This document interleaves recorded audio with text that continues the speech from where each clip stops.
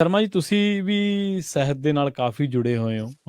ਬਾਬਾ ਨਜ਼ਮੀ ਦੀ ਇੱਕ ਕਵਿਤਾ ਦੀ ਲਾਈਨ ਆ, ਸਤਰ ਹੈ, ਕਈ ਵਾਰੀ ਅਜਿਹਾ ਕੰਮ ਵੀ ਕਰਦਾ ਏ ਇਨਸਾਨ ਕਿ ਮੂੰਹ ਲੁਕਾਉਣਾ ਔਖਾ ਹੋ ਜਾਂਦਾ ਏ ਹੋ ਡੰਗਰ ਨੂੰ। ਜਾਂਦਾ ਹੈ। ਹਾਂਜੀ, ਬਿਲਕੁਲ। ਸੁਣਨ ਦੇ ਵਿੱਚ ਜਿਹੜੀ ਖਬਰ ਆ ਰਹੀ ਹੈ, ਸੇਬਾਂ ਦੀ ਗੱਲ ਤਾਂ ਕੁਛ ਵੀ ਨਹੀਂ। ਇਹ ਗੱਲ ਸੇਬਾਂ ਤੋਂ ਵੀ ਵੱਡੀ ਹੈ। ਪਟਿਆਲਾ ਤੋਂ ਖਬਰ ਹੈ ਸ਼ਰਮਾ ਜੀ, ਕਿ ਨਵ ਜੰਮੇ ਬੱਚਿਆਂ ਦੀ ਮੰਡੀ ਲੱਗਦੀ ਹੈ ਤੇ 60,000 ਦੇ ਵਿੱਚ ਖਰੀਦ ਕੇ ਇਹ 8 ਲੱਖ ਦੇ ਵਿੱਚ ਵੇਚਦਾ ਸੀ ਕੋਈ ਗਰੋਹ। ਉੱਥੇ ਪਰਦਾਫਾਸ਼ ਹੋਇਆ ਰਵੀਨ ਜੀ, ਪੁਲਿਸ ਨੇ ਇੱਕ ਗਰੋਹ ਫੜਿਆ ਜੀ। ਤੇ ਉਹਨਾਂ ਨੇ 2 ਬੱਚੇ ਵੀ, ਨਵਜੰਮੇ ਬੱਚੇ ਵੀ ਬਰਾਮਦ ਕੀਤੇ ਨੇ ਜੀ ਤੇ ਉਹ ਇਸ ਗਰੋਹ ਦੇ ਵਿੱਚ ਦਰਜਨ ਦੇ ਕਰੀਬ ਲੋਕ ਫੜੇ ਗਏ ਨੇ। ਉਹਨਾਂ ਕੋਲੋਂ 2 ਠੀਕ ਹੈ। ਗੱਡੀਆਂ, ਇੱਕ ਐਂਬੂਲੈਂਸ, ਤੇ ਐਂਬੂਲੈਂਸ ਉਹਨਾਂ ਨੇ ਇਨੋਵਾ ਨੂੰ ਬਣਾਇਆ ਹੋਇਆ ਸੀ, ਜਿਹਨੂੰ ਉਹ ਇਹ ਬੱਚੇ ਵੇਚਣ ਦੇ ਗਰੋਹ ਵਜੋਂ ਵਰਤਦੇ ਸੀਗੇ, ਉਸ ਤੇ ਹਥਿਆਰ ਵਜੋਂ ਵਰਤਦੇ ਸੀਗੇ। ਜੀ ਜੀ ਮਤਲਬ ਪੀੜਦਾਇਕ ਖਬਰ ਇਹ ਹੈ ਕਿ ਇਹ ਵੀ ਗਰੀਬੀ ਦਾ ਮਜ਼ਾਕ ਉਡਾਉਣ ਵਰਗੀ ਖਬਰ ਹੈ। ਬਕਾਇਦਾ ਇਹਦੇ ਵਿੱਚ ਮੁੱਖ ਤੌਰ ਤੇ ਔਰਤਾਂ ਨੂੰ ਸ਼ਾਮਲ ਕੀਤਾ ਗਿਆ ਇਸ ਗਰੋਹ ਦੇ ਵਿੱਚ। ਜੀ ਜੀ ਤੇ ਆਸ਼ਾ ਵਰਕਰਾਂ ਤੋਂ ਡਾਟਾ ਲਿਆ ਜਾਂਦਾ ਸੀ। ਠੀਕ ਆਸ਼ਾ ਹੈ। ਵਰਕਰਾਂ ਤੋਂ ਸੰਪਰਕ ਸਾਧਿਆ ਜਾਂਦਾ ਸੀ ਕਿ ਕਿਹੜੇ ਪਿੰਡ 'ਚ ਕਿਹਦੇ ਭਾਈ ਨਿਆਣਾ ਜੰਮਿਆ। ਹੂੰ ਫਿਰ ਉਸ ਪਰਿਵਾਰ ਦੀ ਮਾਲੀ ਸਥਿਤੀ ਨੂੰ ਵਾਚਿਆ ਜਾਂਦਾ ਸੀ, ਪਤਾ ਲਗਾਇਆ ਜਾਂਦਾ ਸੀ, ਸਾਰਾ ਕੁਝ ਉਹਦਾ ਰਿਕਾਰਡ ਇਕੱਠਾ ਕੀਤਾ ਜਾਂਦਾ ਸੀ ਕਿ ਉਹਦੀ ਮਾਲੀ ਸਥਿਤੀ ਕਹੀ ਜੀ ਆ, ਪਹਿਲਾਂ ਕਿੰਨੇ ਜਵਾਕ ਨੇ, ਜਿਹਦੇ ਘਰੇ ਪਹਿਲਾਂ ਤੋਂ ਵੀ 2 ਜਵਾਕ ਹੈਗੇ ਨੇ ਉਹਦੇ ਘਰੇ ਫਿਰ ਇਹ ਜ਼ੋਰ ਪਾ ਦਿੰਦੇ ਸੀ ਜਾ ਕੇ ਕਿ ਭਾਈ ਤੈਂ ਤੀਆ ਨਿਆਣਾ ਕੀ ਕਰਨਾ, ਤੂੰ 2 ਨਿਆਣਿਆਂ ਨੂੰ ਚੰਗੀ ਤਰ੍ਹਾਂ ਪੜ੍ਹਾ ਲੈ, ਤੂੰ ਤਾਂ ਔਖੀ ਹੈ, ਤੇਰੇ ਤਾਂ ਛੱਤ ਵੀ ਚੰਗਾ ਨਹੀਂ, ਰਸੋਈ ਵੀ ਪੱਕੀ ਨਹੀਂ, ਤੇਰੇ ਤਾਂ ਦਾਣੇ ਵੀ ਨਹੀਂ ਢੋਲ 'ਚ ਹੈਗੇ, ਲੈ ਤੁਹਾਨੂੰ ਵਧੀਆ ਜੇ ਤੁਹਾਨੂੰ ਲੱਖ ਰੁਪਈਆ ਮਿਲ ਜੂਗਾ, ਤੁਹਾਨੂੰ ਹੋਰ ਕੀ ਚਾਹੀਦਾ, ਆ ਤੁਹਾਡਾ ਨਿਆਣਾ ਮੈਂ 70-80 ਹਜ਼ਾਰ 'ਚ ਬਕਵਾ ਦੂੰਗੀ। ਸੋ ਇਸ ਤਰ੍ਹਾਂ ਕੁੜੀ ਉਹ ਹੈ, ਕੀ ਕਰਨੀ ਹੈ, ਕੱਲ ਨੂੰ ਪਾਲੋਗੇ, ਪਹਿਰੇ ਦਓਗੇ, ਫਿਰ ਦਾਜ ਦਓਗੇ।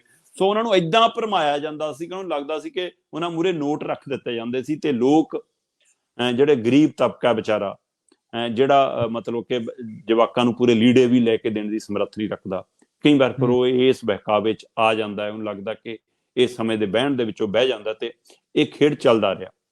ਹੁਣ ਇਹ 6 ਮਹੀਨਿਆਂ ਦਾ ਰਿਕਾਰਡ ਅਜੇ ਸਾਹਮਣੇ ਆਇਆ ਕਿ 6 ਮਹੀਨਿਆਂ 'ਚ 6 ਬੱਚੇ ਇਸ ਗਰੋਹ ਨੇ ਵੇਚਤੇ ਸੀ। ਤੇ ਸਭ ਤੋਂ ਬੜੀ ਗੱਲ ਇਹ ਹੈ ਕਿ ਇਹ 60,000 ਤੋਂ ਲੈ ਕੇ 2.5 ਲੱਖ ਤੱਕ ਜਿੱਥੇ ਸੌਦਾ ਹੁੰਦਾ ਉੱਥੇ ਕਰ ਲੈਂਦੇ ਸੀ। 60,000 ਘੱਟੋ ਘੱਟ ਮੁੱਲ ਜ਼ਰੂਰ ਦਿੰਦੇ ਸੀ ਜਵਾਕ ਦਾ, ਠੀਕ ਹੈ। ਤੇ ਉਹਦਾ 2.5 ਲੱਖ ਤੱਕ ਵੀ ਜੇਕਰ ਦੇਣਾ ਪਵੇ ਉੱਥੇ ਤੱਕ ਉਹ ਮਨ ਪਟਾ ਲੈਂਦੇ ਸੀ। ਜੇ ਬੰਦੇ ਦਾ ਮਾੜਾ ਜਿਹਾ ਹਿਲਜੁਲ ਹੁੰਦੀ ਹੈ ਤਾਂ ਹੋਰ ਵਧਾ ਲਓ, ਹੋਰ ਵਧਾ ਲਓ। ਤੇ ਇਹਨਾਂ ਟਾਰਗੇਟ 2.5 ਲੱਖ ਤੱਕ ਨਿਆਣਾ ਖਰੀਦਣਾ ਹੀ ਖਰੀਦਣਾ। ਫਿਰ ਉਸ ਨਿਆਣੇ ਨੂੰ ਇਹ 60,000 ਤੋਂ ਲੈ ਕੇ 2.5 ਲੱਖ ਤੱਕ ਜਿਹੜੇ ਬੱਚੇ ਨੂੰ ਖਰੀਦਦੇ ਸੀ, ਉਹਨੂੰ 4 ਲੱਖ ਤੋਂ ਲੈ ਕੇ 8 ਲੱਖ ਤੱਕ ਵੇਚ ਦਿੰਦੇ ਸੀ, ਜਿੱਥੇ ਵਿਕ ਜਵੇ। ਸੋ ਇਹਦੇ ਵਿੱਚ ਇੱਕ ਹੋਰ ਨੁਕਤਾ ਦੇਖੋ ਕਿ ਕਿੰਨਾ ਗਹਿਰਾ ਏ ਪ੍ਰਵੀਨ ਜੀ। ਉਹ ਕਹਿੰਦੇ ਕਿ ਉਹ ਟਾਰਗੇਟ ਰੱਖਦੇ ਸੀ ਕਿ ਕੁੜੀਆਂ ਜ਼ਿਆਦਾ ਖਰੀਦਣੀਆਂ।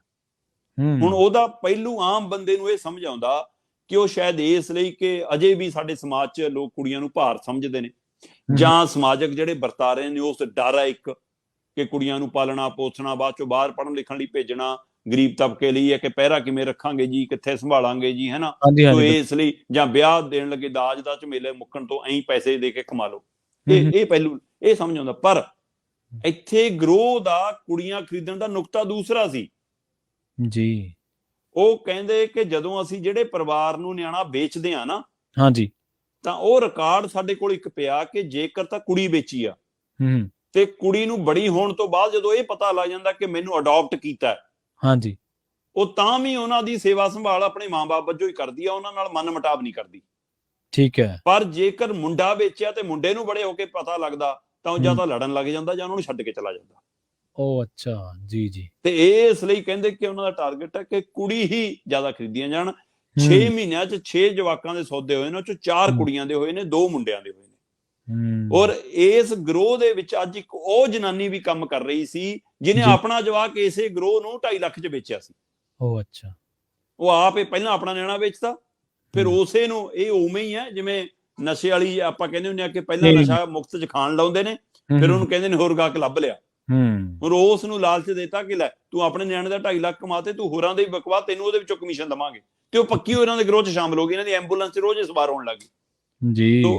ਪਟਿਆਲੇ ਦੀ ਉਹ ਬੈਲਟ ਜਿਹੜਾ ਗਰੀਬ ਤਬਕਾ ਹੈ, ਜਿਹੜਾ ਘੱਗਰ ਦੇ ਨੇੜੇ ਤੇੜੇ, ਪਟਿਆਲਾ ਸਮਾਣਾ ਖੇਤਰ ਦੇ ਨੇੜੇ ਤੇੜੇ, ਉਹ ਏਰੀਏ ਨੂੰ ਇਹ ਟਾਰਗੇਟ ਕੀਤਾ ਜਾਂਦਾ ਹੈ। ਗਰੀਬ ਝੁੱਗੀ ਚੌਂਪੜੀ ਵਾਲੇ, ਗਰੀਬ ਕੱਚੇ ਘਰਾਂ ਵਾਲੇ, ਪਿਛੜੇ ਪਰਿਵਾਰ, ਆਰਥਿਕ ਕਮਜ਼ੋਰ ਪਰਿਵਾਰ, ਦਲਿਤ ਪਰਿਵਾਰ, ਇਹਨਾਂ ਪਰਿਵਾਰਾਂ ਨੂੰ ਟਾਰਗੇਟ ਕੀਤਾ ਜਾਂਦਾ ਔਰ ਆਸ਼ਾ ਵਰਕਰਾਂ ਰਾਹੀਂ ਪਤਾ ਲਵਾਇਆ ਜਾਂਦਾ ਤੇ ਫਿਰ ਉਹਦੇ ਰਾਹੀਂ ਇਹ ਸੌਦਾ ਹੁੰਦਾ।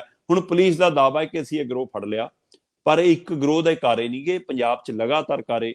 ਤੁਸੀਂ ਦੇਖੋ ਹਸਪਤਾਲ 'ਚੋਂ ਬੱਚੇ ਚੱਕਣ ਦੀਆਂ ਖਬਰਾਂ ਸਾਹਮਣੇ ਆਉਂਦੀਆਂ, ਦਰਬਾਰ ਸਾਹਿਬ 'ਚੋਂ, ਧਾਰਮਿਕ ਸਥਾਨਾਂ 'ਚੋਂ, ਬੱਸ ਅੱਡਿਆਂ, ਰੇਲਵੇ ਸਟੇਸ਼ਨਾਂ ਤੋਂ ਬੱਚੇ ਗਾਇਬ ਕਰਨ ਦੀਆਂ ਬਾਰ-ਬਾਰ, ਸੱਚਖੰਡ ਦਰਬਾਰ ਸਾਹਿਬ ਦੇ ਅੰਦਰ ਬਾਹਰ ਬਾਰ-ਬਾਰ ਅਨਾਉਂਸਮੈਂਟ ਹੁੰਦੀ ਹੈ ਕਿ ਭਾਈ ਆਪਣੇ ਜਵਾਕ ਦਾ ਹੱਥ ਨਾ ਛੱਡਿਓ, ਆਪਣੇ ਬੱਚੇ ਨੂੰ ਕੱਲਾ ਨਾ ਛੱਡਿਓ, ਭਾਈ ਧਿਆਨ ਰੱਖਿਓ। ਇਸੇ ਤਰ੍ਹਾਂ ਬੱਸ ਅੱਡੇ, ਰੇਲਵੇ ਸਟੇਸ਼ਨਾਂ ਤੇ ਹਸਪਤਾਲਾਂ ਦੀਆਂ ਵੀਡੀਓ ਰੋਜ਼ ਸਾਹਮਣੇ ਆ ਜਾਂਦੀਆਂ।